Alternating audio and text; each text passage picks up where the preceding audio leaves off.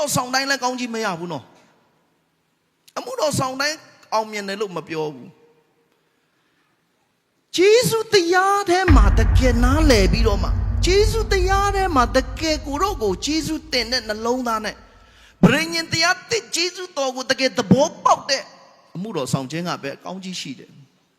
ခရိယန်လည်းအဲ့လိုပဲယုံကြည်သူတိုင်းလည်းခရိယန်ချင်းသူရင်အောင်သူကောင်းကြီးခံစားရတယ်သူကကောင်းကြီးမခံစားဘာနဲ့ကွာသွားတယ်လဲအရေးအဲ့ဒါကွာအရေးထဲမှာသူပျော်မွေ့နေထိုင်တဲ့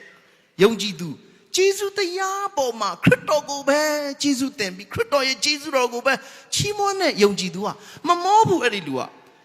နေပူထဲမှာနေတဲ့လူက9နာရီသူအလုပ်လုပ်နိုင်တယ်ဆိုခဏနေမောလိုက်မယ်အရိတ်ထဲမှာနေတဲ့လူကအလုပ်လုပ်တဲ့လူက10နိုင်လဲလုပ်နိုင်တယ်နိုင်20လဲလုပ်နိုင်တယ်4-5ရက်လဲလုပ်နိုင်တယ်ဆိုလို့သဘောကနေပူမှာအလုပ်လုပ်နေတဲ့လူထက်အစပေါင်းများစွာဒီနေ့တာတဲ့လူကအရိတ်ထဲမှာနေတဲ့သူဖြစ်တယ်ဂျေဇုတရားထဲမှာတက်ရှင်တဲ့ယုံကြည်သူကပေါ့ပါမယ်ဟာလေလုယာလမ်းဆောင်မယ်ဖခင်မှုတော်မြတ်မှာလည်းသူတက်ကြွမယ်ပညာတရားဆိုတဲ့ဘာသာတရားနေပူထဲမှာသွားတဲ့လူကတော့ကိုအစဖြစ်တဲ့အချိန်မှာတော့နည်းနည်းလေးဟုတ်တယ်လို့နဲ့ရေရှည်ကြရင်မောလာမယ်သူပင်ပန်းလာပြီးဆိုအရင်တိတာတယ်တခါတည်းဘန်းအောင်ဖြစ်သွားမယ်နော်အဲ့ဒါကြောင့်ယနေ့ကျွန်တော်တို့ရဲ့နေထိုင်ရာဟာဂျေဇုတော်အရေးထဲမှာပျော်မွေ့နေထိုင်၍ခရစ်တော်ရဲ့ဂျေဇုတရားထဲမှာပဲကိုယ့်ရဲ့လှုပ်ဆောင်မှုမပါဘူးဆိုတော့နားလည်ပြီးဂျေဇုတော်ကိုပဲချီးမွမ်းပျော်မွေ့ငြိမ်စွာသောအသီးကိုစားရတယ်ဒီနေ့ညီကိုမောင်နှမတို့ကောင်းကြီးခံစားတယ်ဆိုတာကကျွန်တော်တို့ကြောင့်မဟုတ်ဥပမာတချို့ကသူကကောင်းကြီးခံစားမှာပေါ့သူကအဲ့လောက်ကြိုးစားတာကိုစက်ကတ်တာကိုဘုရားကသူ့ကောင်းကြီးပေးမှာပေါ့အဲ့ဒီချိန်မှာကျွန်တော်တို့ကလည်းဟုတ်တယ်ငါအဲ့လိုစက်ကတ်လို့ငါကောင်းကြီးငါပို့ပြီးကြိုးစားလို့ဘုရားငါ့ကိုကောင်းကြီးပေးတယ်ဆိုတာမတိမတာမာနကြီးမိတယ်လူတွေကကျွန်တော်ပြောကြတယ်ဆရာကြီးမင်းအရင်အဖို့ကပေးခဲ့တာကို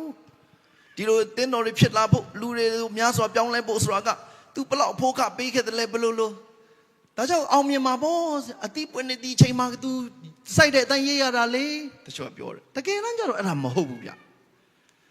ကျွန်တော်လှုပ်တဲ့အရာကြောင့်ကောင်းကြီးခံစားတာမဟုတ်ဘူးကျွန်တော်ယုံကြည်တဲ့အရာကြောင့်ကျွန်တော်ကောင်းကြီးခံစားတာဖြစ်တယ်ကျွန်တော်ဘလောက်စ조사စားခရစ်တော်ကျွန်တော်အတွက်လက်ဝါးကတိုင်ပေါ်မှာအသေးခံခြင်းမရှိခဲ့ဘူးခရစ်တော်ရဲ့လက်ဝါးကတိုင်ပေါ်မှာအသေးခံခြင်းအပြင်ကျွန်တော်ရဲ့ချိန်ချင်းအမင်လားအလုံးစုံမယူသွားခဲ့ဘူးအဲ့ဒါကိုကျွန်တော်မယုံဘူးဆိုရင်ကျွန်တော်ရဲ့လှုပ်ဆောင်မှုကကောင်းကြီးရှိမှာမဟုတ်ဘူး